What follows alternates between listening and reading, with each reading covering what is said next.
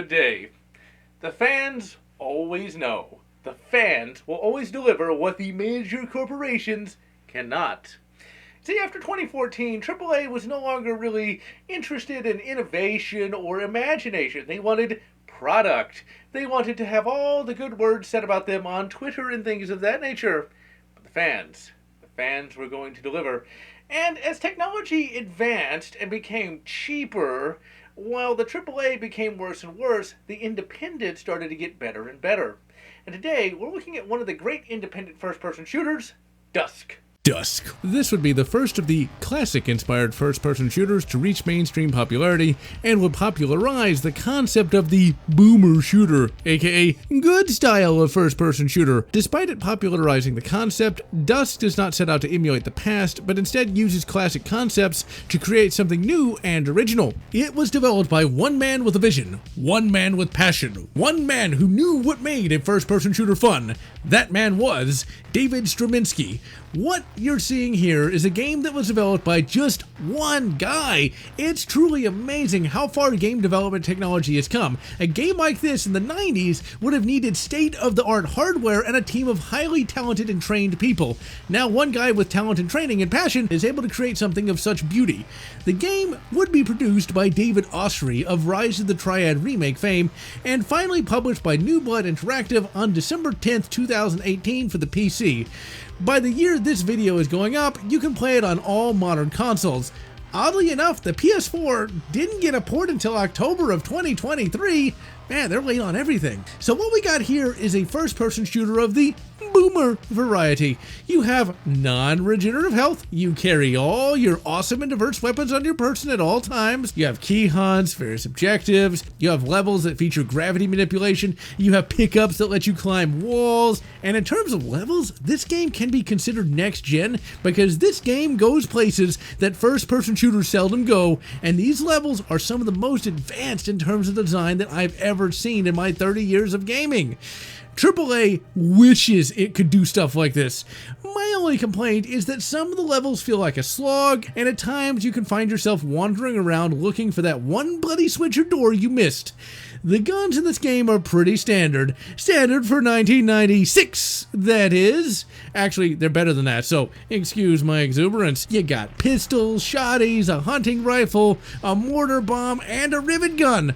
But best of all, you've got the crossbow from Heretic. Kinda comes out of nowhere and doesn't really fit in with the game's horror punk aesthetic, but you know what? I don't give a crap because this is my favorite weapon in the game. Oh, and you get an LMG, but screw that, give me my ethereal crossbow, damn it. The enemies are nice and diverse, the good kind of diverse, and they will provide you with a pretty fun challenge. You even get bosses with health bars, no less, and some of these bosses can be really bloody tough. Thank you, Izmir, you can quick save whenever you bloody well want, because some of these will be bullet sponges, and some will also give you a short, sharp lesson in pain between presses of the quick save key.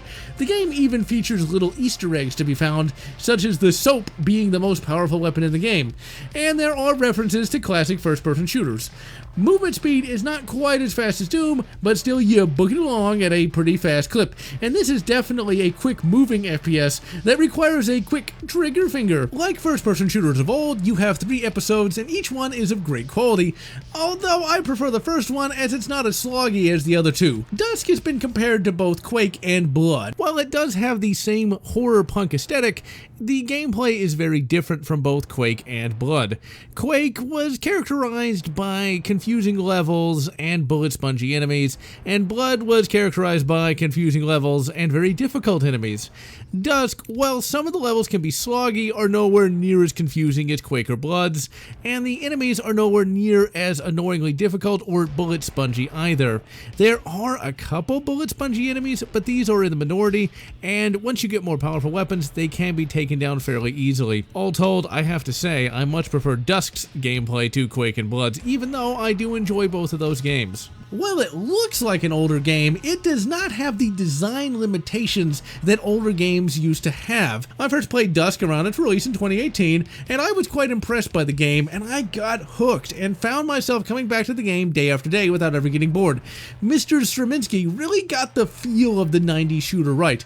I did not enjoy the game simply because it aped the games of the past, but because it was good in its own right. It gave me all that I wanted from a first-person shooter and nothing that I didn't.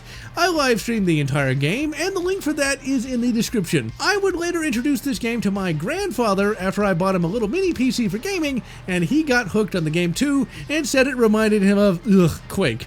And at times he even mistook this game for Quake. If you're a Quake fan, then this is of course high praise indeed. Dusk is kind of bittersweet to me because this would be the last game my grandfather would fully complete before his passing in 2023, and he had a hell of a time playing it. Dusk is what you get when a developer who is passionate about gaming puts his blood, sweat, and tears into a game, and if you've never even heard of this game, give it a buy on whatever you play games on and have some fun. Graphics for the game are stylized. These are not 100K graphics of a AAA game, nor are they the 240p graphics of a 90s game. Instead, they're a nice blend of old and new with a sweet horror glaze placed atop them, and thus look damn good and turn me on.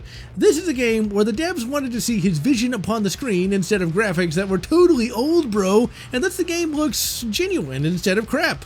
Sound for the game is kick-ass, and the weapons all sound absolutely amazing, especially those shotties. You've got creepy background sounds, and I even jumped a few times when the scary enemy popped out.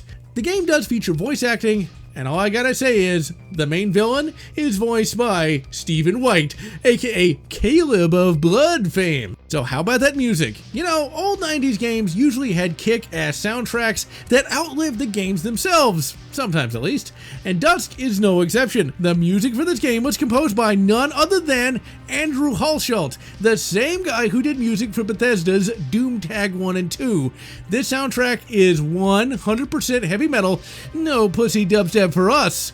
The soundtrack is 100% fresh, no bloody remixes, no bloody inspirations, just 100% new beats, and it is glorious. The story for the game is not told in long-winded cutscenes or massive expo dumps. Instead, it's told via the gameplay and limited voice acting, and it is left up to you, the player, to piece together what happened and discover the deep lore of Dusk. You play as Dusk Dude. You are placed upon a meat hook by an evil cult, but you break free and get to killing, and along the way, you will have the main villain of the game taunt you as you complete objectives. And now it's time for some spoilers.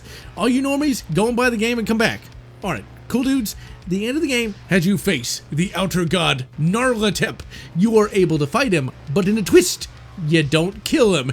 Instead, you prove yourself worthy of his benedictions, and thus he instills you with his power, and you become corrupted and are placed into the void until the outer god needs you again. You know, ladies and gentlemen, that is somewhat reminiscent of Half-Life 1's ending, only this is vastly superior. Seethe.